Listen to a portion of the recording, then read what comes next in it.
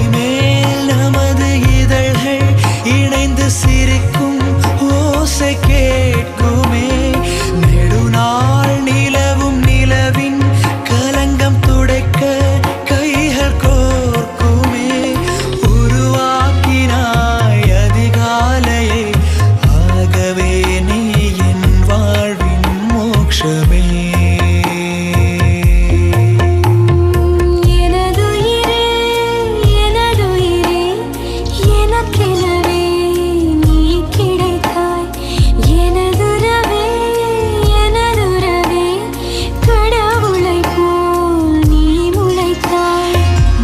சாலையில் படும் பாதம்